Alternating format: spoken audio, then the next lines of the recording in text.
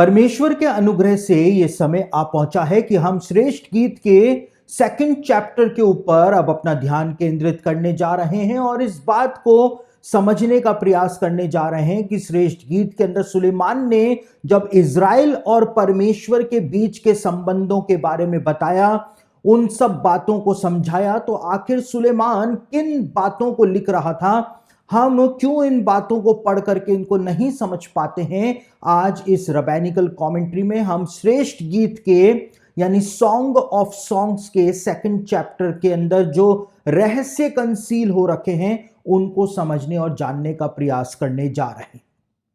और आज हम शारोन का गुलाब जो है उसके रहस्य को भी समझेंगे और सोसन फूल के रहस्य को भी समझेंगे और बहुत सारी बातें कि किस प्रकार से परमेश्वर इज़राइल का आलिंगन करता है, उन सब बातों को भी, जो इंटीमेसी वाली बातें हैं, उनको हम समझने और जानने का प्रयास करने जा रहे हैं।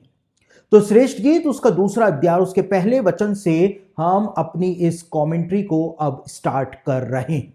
यहां पर इस प्रकार से लिखा हुआ है, हिंदी की बाइबल में आपके सामने पढ़ रहा हूं। यहां पे लिखा है, मैं शारोन देश का गुलाब और तराइयों में का सोसन फूल हूं।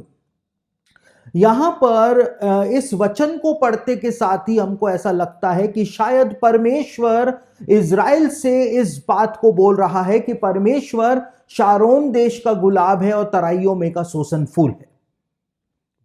लेकिन आप हिब्रू की बाइबल पढ़ेंगे तो वहां पर यह वचन इस प्रकार से नहीं लिखा हुआ है और एक बहुत मेजर ट्रांसलेशन एरर हिंदी के हमारे ट्रांसलेशन के अंदर देखने को मिलता है। क्योंकि हिब्रू बाइबल में क्या लिखा है, हिब्रू बाइबल में लिखा हुआ है कि मैं शारोन देश की गुलाब यानी फेमिनाइन है। वहां पर स्त्रीलिंग का इस्तेमाल किया गया है, पुल्लिंग का नहीं किया गया है। मैं शारोन देश की गुलाब और तराइयों में की सोसन फूल हूं। तराइयों में का नहीं, तराइयों में की सोसन फूल हूं। यानी यहां पर इज़राइल परमेश्वर को अपनी पहचान बता रही है, परमेश्वर के सामने अपने आप को प्रकट कर रही है, अपने आप को इज़राइल यहां पे प्रकट कर रही है। यहां पे परमेश्वर अपने आप को शारोन देश का गुलाब या तराइयों में का सोसन फूल नहीं बोल रहा है। दूसरी एक और महत्वपूर्ण बात यह है कि इंग्लिश के अंदर आप पढ़ें तो सोसन फूल जो है उसके लिए लिली शब्द का इस्तेमाल किया गया है। लेकिन ओरिजिनल हिब्रू बाइबल आप पढ़ेंगे तो वहां पर सोसन फूल की जगह शोशन्ना शब्द का इस्तेमाल किया गया है, शोशन्ना। और ये जो शारोन देश का गुलाब है, इस गुलाब के लिए जो हिब्रू वर्ड इस्तेमाल किया गया है वो हिब्रू वर्ड है खवत जेलेस। मैं स्पेलिंग बोल देता हूं खवत जेलेस की, CHAVAT खवत और जेलेस ZELES खवत जेलेस। तो शारोन देश का खवत जेलेस और तराइयों यानी वैलीज की लिली नहीं लेकिन वैलीज की शोशन्ना के बारे में यहां पर बात की जा रही है। और यहूदी ज्ञानी पुरुष जो हुए इतिहास में, विल्ना गाओन हुए, राशि हुए, मैत्जुदोस हुए, मैलबीम हुए और इब्न एजरा हुए, अलग अलग जो यहूदी ज्ञानी पुरुष हुए, वो इस बात को यहां पर कहते हैं कि एक खवत जेलेस जो है, इसका मतलब होता है कि जब गुलाब छोटा होता है तो उसको खवत जेलेस कहा जाता है।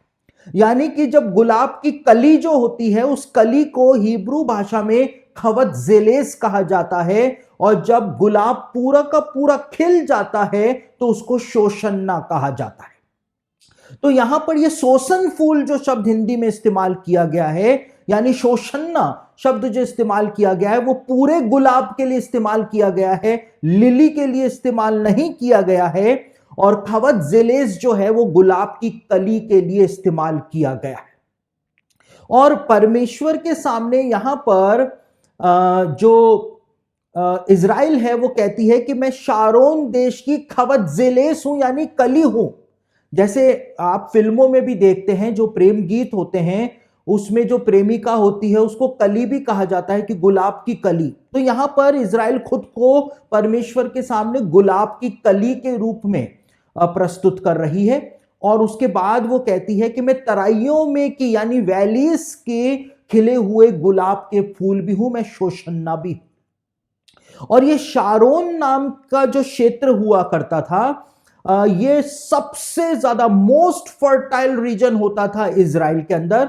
और भूमध्य सागरीय क्षेत्र जो है यानी मेडिटेरेनियन सी का जो कोस्ट है, तो कोस्टल प्लेन के अंदर यह क्षेत्र पाया जाता था इजराइल में, जिसको आज भी शारोन के नाम से ही इजराइल के अंदर जाना जाता है। और शारोन नाम की ये जगह जो हुआ करती थी, और आज भी ये जगह जो है वहां पर वहां वो बहुत मडी एरिया है। वहां की सॉइल जो है वो इतनी मजबूत सॉइल नहीं है, मतलब वहां पे मुलायम सॉइल है, और वहां पर घर बनाए जाते थे बाइबल के जमाने में।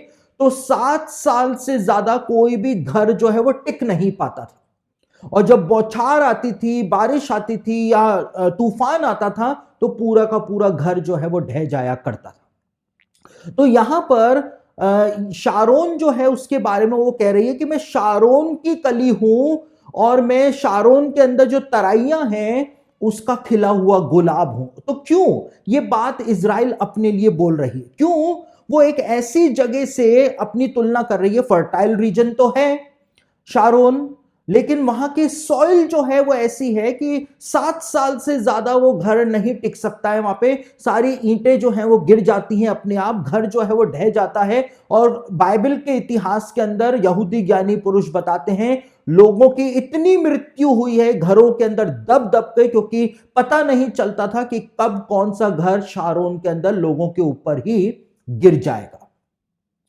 तो यहूदी ज्ञानी पुरुष कहते हैं कि शारोन का नाम जो था वो योम किप्पूर की प्रार्थना के अंदर भी महायाजक के द्वारा इंक्लूड किया जाता था। योम किप्पूर का मतलब है प्रायश्चित का दिन।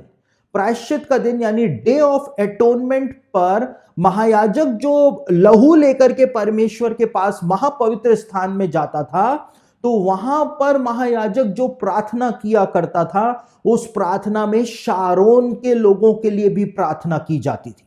और क्या प्रार्थना की जाती थी? महायाजक परमेश्वर से कहता था कि प्रभु, शारोन देश के अंदर रहने वाले या शारोन के क्षेत्र में रहने वाले जो लोग हैं उनके ऊपर तेरा विशेष अनुग्रह होने पाए, ताकि उनके घर ही उनकी कब्रें ना बनने पाए। यानी कि कभी भी शारोन के अंदर जो लोग रहते थे उनको पता था कि घर कभी भी हमारे ऊपर गिर जाएगा। तो शारोन जो है वहां के लोग जो है वो भय के अंदर और आशा के अंदर अपना जीवन व्यतीत किया करते थे। भय के अंदर क्यों? क्योंकि बहुत अच्छी जगह है, लेकिन वहां की सॉइल जो है वो ऐसी है कि घर कभी भी गिर जाएगा, मुलायम सॉइल है। तो भय के अंदर वो रहते थे, लेकिन आशा के अंदर भी अपना जीवन व्यतीत करते थे कि महायाजक ने हमारे लिए योम किप्पूर पर प्रार्थना करी है कि परमेश्वर हमारे घर को गिरने नहीं देगा, पूरे 7 साल तक हमारा घर खड़ा रहेगा, फिर हम वापस से इसकी मरम्मत कर लेंगे, तो अगले 7 साल तक हमारा घर फिर खड़ा रहेगा। तो वो भय और आशा यानी फियर एंड होप के अंदर अपना जीवन व्यतीत किया करते।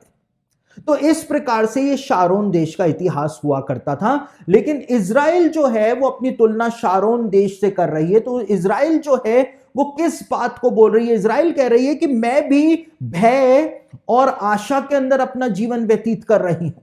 भय और आशा में कैसे? यहूदी ज्ञानी पुरुष कहते हैं कि यहां पर जो कली की बात की गई है, यानी कि खेवेत जेलेस की जो बात की गई है कि मैं शारोन देश की गुलाब यानी खेवेत जेलेस हूं, कली हूं, उसका मतलब है इजराइल के जवान बच्चे, इजराइल का यूथ जो है। तो वो क्या बोल रही है कि मैं तो तेरे ऊपर ही डिपेंड हूं, पर प्रभु, कि अगर तेरा अनुग्रह होगा तो ही मेरे बच्चे जो हैं वो जवान हो सकेंगे। मैं तो पूरी तरह से तेरे पे डिपेंड हूं, जैसे शारोन के लोग तेरे पे डिपेंड रहते हैं।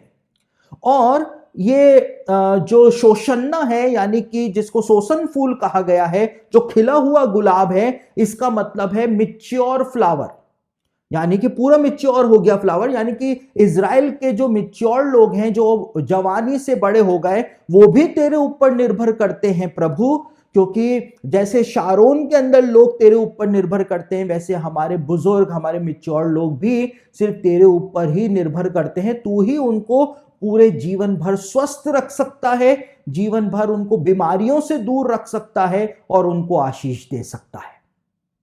तो यहां पर इज़राइल ने अपनी तुलना शारोन देश के गुलाब से करके एक बहुत महत्वपूर्ण बात परमेश्वर को बोली। उसने कहा कि प्रभु, जैसे शारोन के लोग तेरे ऊपर पूरी तरह से निर्भर रहते हैं, उसी प्रकार से मैं भी तेरे ऊपर पूरी तरह से निर्भर रहती हूं, इसलिए तू मेरे बच्चों का और मेरे मैच्योर लोग जो हैं उनका तू ख्याल रखना। तो यहां पर यह बात जो थी वो इज़राइल परमेश्वर से बोल रही थी। लेकिन हम जो गीत बनाते हैं आज, हम कहां से कहां बात को उठा करके ले जाते हैं, हम कौन सा गीत गा लेते हैं, लेकिन मैटर जो है वो कुछ और ही यहां पर बताया गया है।